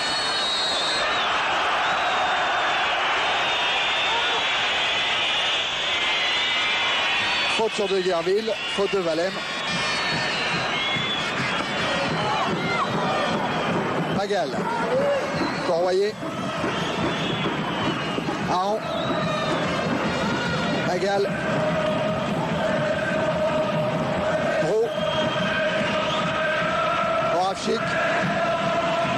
Oh, Moravchik entre les jambes de Maufroy. Moravchik toujours. Qui sert bien Pagal. Oh oui, pour Corroyer, égalisation de Dominique Corroyer. Après 23 minutes en seconde période, Corroyer égalise. Et Joseph-Antoine Bell, dans son attitude caractéristique, c'était la même à Marseille, c'était la même à Toulon, elle est encore à Bordeaux et encore à Saint-Etienne et sans doute avant à l'Africa Sport d'Abidjan ou aux Arabes Contractors.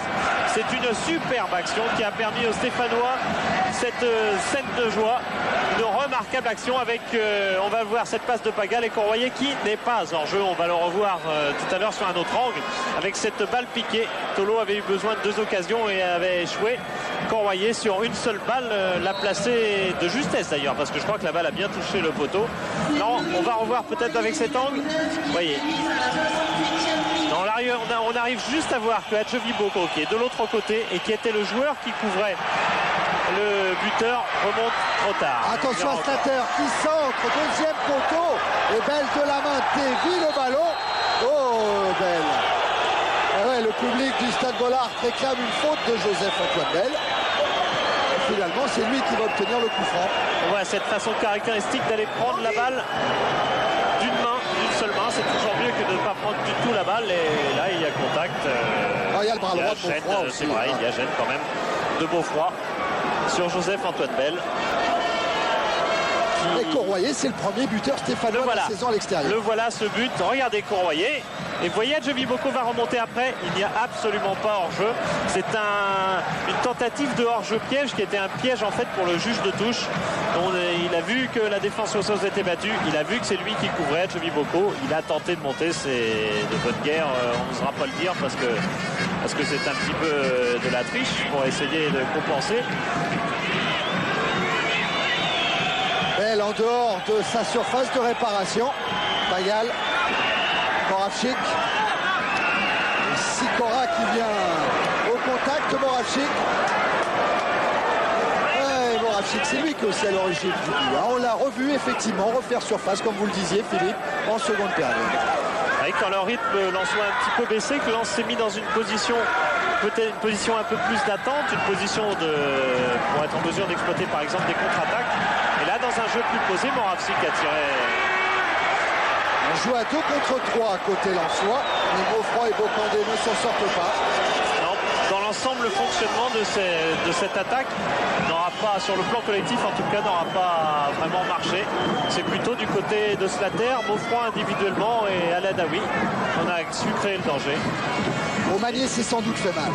Magnier, en venant chercher ce ballon de la tête, est retombé et a tout de suite signalé. Ah oui, là, il est en train de faire signe qu'il ne peut plus jouer.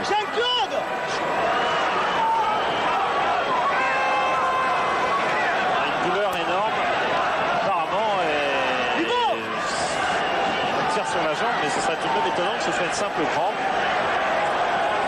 Ça paraît beaucoup plus grave que ça.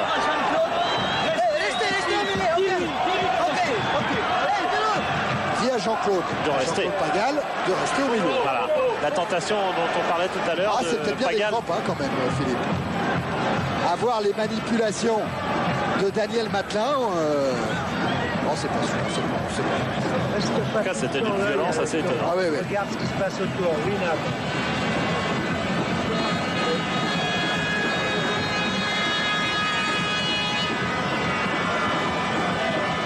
Cyril Magnier qui aura joué un rôle important dans cette seconde mi-temps. Il aura cherché sans arrêt, on l'a dit, à doubler ses défenseurs, ses deux stoppeurs, à chercher à s'intégrer tout le temps au milieu pour faire des interceptions. Et c'est vrai que le but, il est peut-être en partie, je dis bien en partie seulement, venu de là. Il est venu aussi parce que Jean-Claude Pagal a fait beaucoup d'incursions dans le camp lensois. Il est venu aussi du surnombre stéphanois sur cette action. Il faut noter d'ailleurs que Magnier et Wallem étaient la charnière lensoise en 89. Une charnière pas bien vieille. Ils étaient tout gamins. Ils étaient la charnière lensoise contre Saint-Etienne en 89. Saint-Etienne avait gagné 3-1 ici. C'était donc la saison épouvantable de Lens. Mais c'était l'inverse. À l'époque, Wallem était libéraux et Magnier avait joué stopper. Voilà Magnier qui a pu reprendre sa place. C'est après une énorme douleur musculaire. Rassurant. Ouais, c'est rassurant. Adjovi Boko. Tout de suite le ballon sur Magnier. Ouais. qui s'en débarrasse. Qui a eu un petit peu de mal d'ailleurs à mettre ses jambes en action pour aller le contrôler. Peut-être que Cyril Magnier va jouer un rôle de libéraux un peu plus en couverture désormais, rendu prudent par ses problèmes physiques. Voilà Magnier qui met un ballon loin devant. Il n'est pas revenu encore totalement mentalement dans la rencontre. Il faut rappeler aussi que toute la saison dernière, à part 3 matchs où Gillot était suspendu, il jouait numéro 6. Et d'ailleurs, il ne joue aujourd'hui libéraux que parce que Gillot est à nouveau suspendu suite à un carton rouge obtenu, c'est pas vraiment le terme, enfin concédé à Toulouse. Castendush avec Pagal qui doit rester au milieu, a dit Christian Saramagna. Tolo. Pagal qui lance Aon. Centre de Aon, il y a Courvoyer. Et le ballon file. Hésitation de Lama qui finalement a préféré laisser OLM traiter le problème. Il a traité à sa manière d'ailleurs en empêchant Courvoyer de jouer là-bas. Bocandé pour Arsène. Sikora. El Adaoui. Vers le ballon face à Tolo et face à Pagal et qui est obligé de commettre une faute. Un petit peu de fatigue de la part de Mustapha El Adaoui. On le sent depuis une bonne dizaine de minutes. Il a été remarquable pendant une heure. Aon pour Thierry Gros qui va obtenir peut-être un corner. Non, Sikora sauve le ballon et le met en touche. D'ailleurs, la crampe de Magnier, la fatigue de El Adaoui pose la question qu'on posait en début de championnat. L'équipe de Dos Santos tiendra-t-elle fin du match à ce rythme impressionnant? Moravchik, alors qu'on a aperçu Zéré en train de s'échauffer, frappe de Guerville juste au-dessus de la transversale de Bernard Lama. Et encore une occasion dans la défense ansoise et plein axe. Et ben, on parlait de la fatigue d'El Adaoui, il sort, Arnaud Dos Santos en a décidé ainsi. On voit d'abord l'action avec la passe de Moravchik. En pivot, De Guerville se débarrasse de l'aigle. Ce sont deux internationaux espoirs. De Guerville a joué 4 minutes en Pologne. Et c'est Patrice Zéré qui va rentrer, mais petite anecdote, il n'a pas son maillot sous sa veste de survêtement. Non. Il a un petit t-shirt, parce que c'est l'été, mais il a oublié le maillot dans le vestiaire, alors il est allé le chercher tout simplement. Ça, Zéré, vous l'aviez sans doute découvert si vous aviez regardé Lens-Strasbourg. C'était le match retour de barrage de deuxième division. Roger Boli avait marqué 2 buts et Zéré avait marqué le 3e. Une magnifique tête plongeante. Zéré est un Ivoirien d'ailleurs comme Roger Boli. Simplement, il n'a jamais joué au niveau, en tout cas en Côte d'Ivoire, puisqu'il a été à Créteil en minime et encore en cadet. Il n'a rejoint Lens qu'en cadet 2.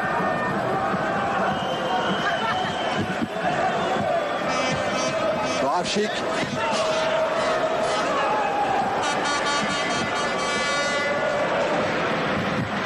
Castendoche. Courvoyer qui évite un tacle, qui passe magnifiquement Magnier et qui se heurte là à Jean-Guy Valem. Courvoyer en pleine confiance après son but. Ouais.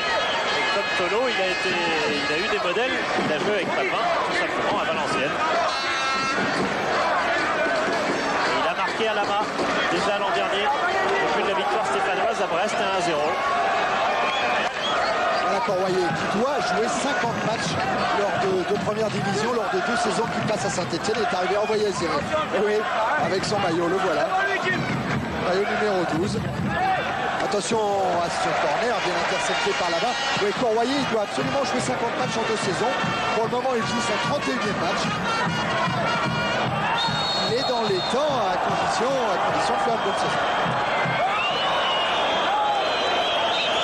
Pas beaucoup joué l'an passé à cause d'une déchirure intercostale. Mustapha El Adaoui n'aura pas tenu toute la rencontre. Ça avait déjà été le cas à Toulouse. C'est vrai que Mustapha El Adaoui a été opéré du ménisque cet été puisqu'il s'était blessé contre Strasbourg en barrage. Il n'a pas encore tout à fait la durée. Par contre, il est parfaitement intégré à cette équipe de Lens où il est transféré cette fois alors qu'il n'était que prêté. Il a retrouvé cet esprit de famille qu'il met en exergue. En emmenant son fils à tous les entraînements. Oui. En exergue, surtout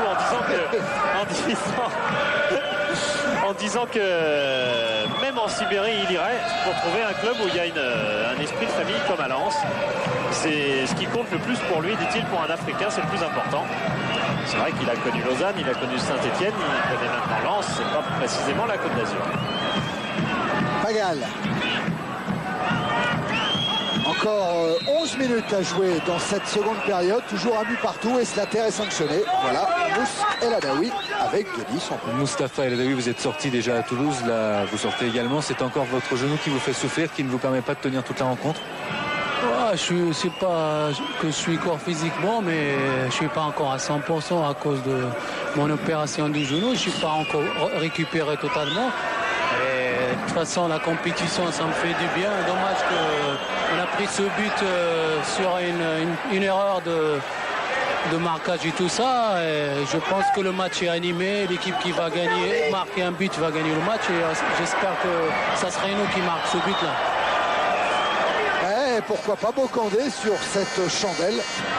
Mais Joseph Antoine Bell ne s'est pas laissé surprendre. Oui, il assure avec le genou en avant comme tout gardien sait faire. Glissade. Des juges de touche. Sans conséquence des juges de touche. Balem. Je rappelle que Joseph Antoine Bell a rejoint la catégorie des gardiens internationaux qui sont passés par Saint-Etienne. Il y avait Claude Habre, le gardien de 58. Pierre Bernard, Georges Cardus, Yvan Koprovic, Jean Castaneda. Ça fait une bonne série. Adjovi, Bocco, Magnier. Les 10 dernières minutes. Bocandé en déviation avec Zéré. Zéré qui a passé Cuervo. Et Cuervo qui va hériter, ça ne fait aucun doute, d'un carton jaune. C'est le deuxième sorti ce soir par M. De Pandis après Castendutch, Cuervo. C'est un défaut qu'on retrouve un petit peu généralement dans ces attaquants reconvertis. On se rappelle Ricky Beko, quand il s'est installé au départ au poste d'arrière gauche, eh bien, on a tendance un petit peu à faire trop de fautes, à être maladroit. Mais ça n'empêche pas Cuervo d'être parfaitement installé à son poste. Slater qui a laissé la place à l'Aigle pour tirer ce coup franc. Sikora. Chandelle, la tête de Cyprien. Arsène. Et de toute manière, Joseph Antoine Bell avait anticipé. Voilà Hervé Arsène. Né à Madagascar. Qui a eu bien du mal à se faire naturaliser alors que son grand-père avait servi dans les armées françaises, mais il est né bien sûr. Hervé bien après la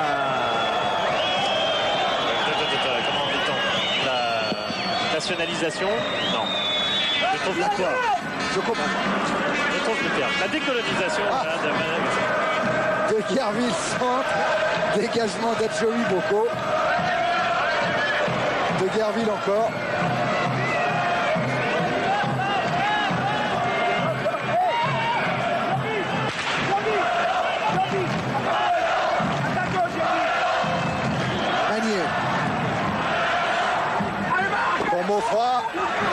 Moffroy, il va vite, Moffroy, il emmène son ballon face à Gros, face à Castendutch, il a un contre favorable, il va frapper, il va marquer, non! À droite de la cage, Joseph Antoine Bell, quel effort là de Moffroy! Quel effort extraordinaire, il y a bien sûr un contre-favorable, mais un contre-favorable qui est obtenu au terme d'un superbe changement de pied, et c'est avant bien sûr. Là il y a une hésitation peut-être parce que Joseph Antoine Bell l'a déjà contré plusieurs fois, l'a déjà embarqué plusieurs fois. On va voir son départ. C'est De Guerville qui est sur son dos, c'est Gros. C'est Gros qui est sur son dos, et là il va avoir un changement de pied. Regardez, changement de pied, il reprend de l'extérieur, et là vous voyez qu'il surprend Castendutch et que Gros d'extrême justesse arrive à toucher le ballon, mais c'est un contre-favorable dans l'esprit.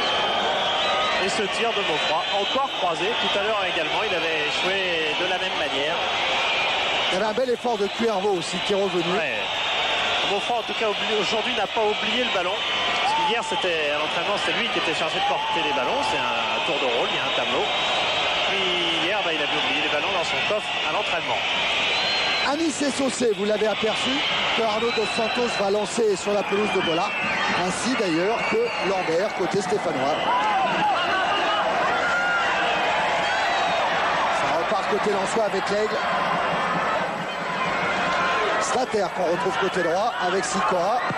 Centre de Sikora, tête de Bocandé, il y a Zéré derrière. Zéré en retrait pour l'Aigle. Et encore une fois, c'est Cuervo qui est venu au sacrifice. Et crampe encore, cette fois-ci de Cuervo qui a vraiment tendu le pied autant qu'il a pu pour contrer l'Aigle, car c'était une belle occasion de but. Et Loïc Lambert va remplacer Dominique Courvoyer qui s'est fait une petite élongation. De Guerville est passé face à Slater et Magnier qui est venu en couverture, alors que là voilà, on va opérer les deux changements côté Lensois. C'est le numéro 9 qui va sortir. c'est-à-dire froid, alors qu'on revoit le geste de Magnier. Qui est remarquablement revenu après sa crampe. Ça étonnera pas mal d'amateurs de voir un joueur s'engager de la sorte pour avoir une crampe. Et d'ailleurs, Arnaud Santos. Voilà, Saucé est rentré à la place de Beaufroy et Courroyer laisse sa place à Loïc Lambert. J'allais dire tout à l'heure que le choix tactique de Arnaud Dos Santos était assez osé, car Zéré est un ailier gauche, c'est-à-dire qu'on était à 3 attaquants dans une formation lensoise qui tout à l'heure était quand même un petit peu en difficulté.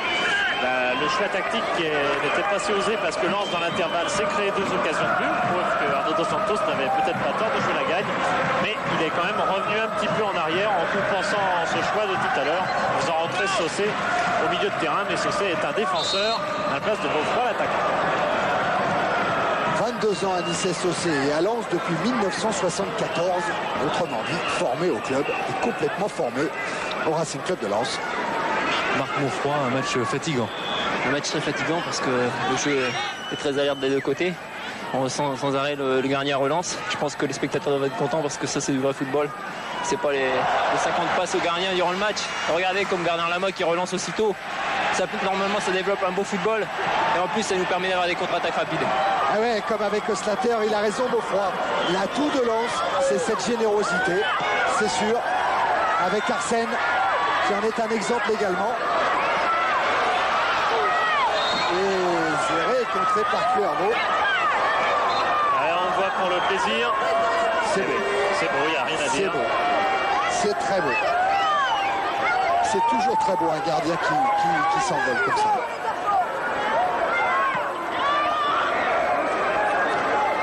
Tolo. Valem.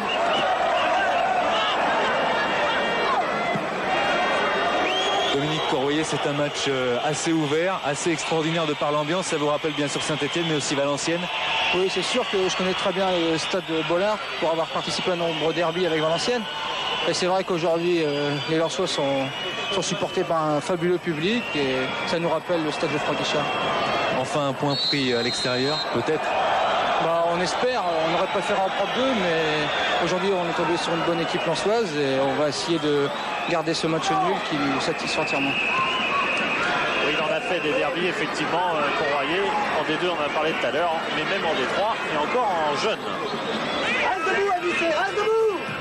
Lambert, Anissé Saucé. La recommandation de Santos le concerne. Moravchik.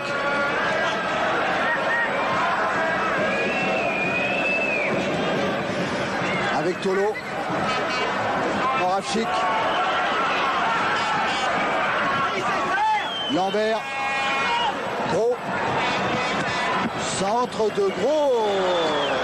Oh, Lama était attentif. Et Lama qui était, comme Joseph Antonbel, qui a tendance à se positionner assez loin de son but et qui s'est méfié quand même de ce centre de Gros. Il n'était pas un tir, mais qui aurait pu se transformer. Gros qui se souvient peut-être de Lens parce qu'il était du désastre du 2-4 concédé à Saint-Etienne en 88. Comme le disait tout à l'heure Beaufroy, Lama qui relance. Bocandé, Arsène.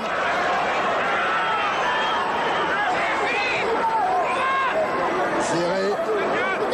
Arsène.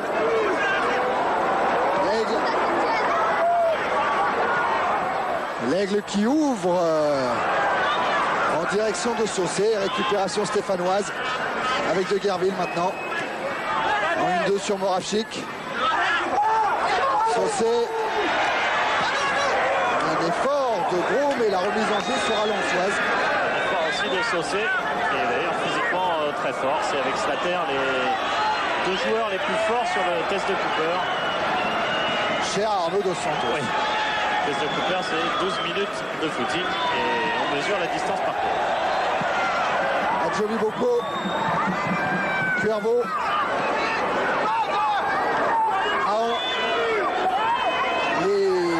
Dernière minute dans le temps réglementaire maintenant et toujours un but partout entre Lens et Saint-Etienne et des deux côtés on joue vite avec Moravchik maintenant face à Arsène, centre de Moravchik et là-bas qui sort et qui contrôle en 2 temps le ballon, mais il fallait sortir devant Tolo. Il fallait sortir et la sortie est parfaitement réussie. Slater. Zéré. Contré Zéré. On va voir ce centre de Moravcik sur son côté gauche et Lama impeccable. Moravcik lui avait marqué un but l'an dernier. Lama ne peut pas avoir oublié car à Brest il avait pris 6-1 contre Saint-Etienne. Ou avec le rebond, il pourrait être en danger, Joseph-Antoine Bell face à Bocandé. Mais la détente verticale de Joseph-Antoine Bell est toujours impressionnante. Oui, il ne se voit pas, comme il dit, ne se voit absolument pas décliné sur le plan physique après 37 ans. Zéré qui a servi Slater. Le temps réglementaire est maintenant terminé. Centre de Slater. Récupération de l'Aigle, non. Cuervo pour Saint-Etienne. Saint-Etienne qui tient peut-être là son premier point à l'extérieur. Arsène a le ballon pour Lens. Sikora. Eh ouais, Slater qui laisse filer. Et une main devant l'Aigle, main de Cuervo. L'Aigle qui réclame peut-être une sanction pour Cuervo, qui aurait été le carton rouge. Je pense que ça aurait été très sévère, car Cuervo a vraiment tenté un tacle et la balle lui est arrivée sur la main, telle qu'elle était posée, je pense, en tout cas sur le sol. Il n'y a pas eu acte d'anti-jeu volontaire.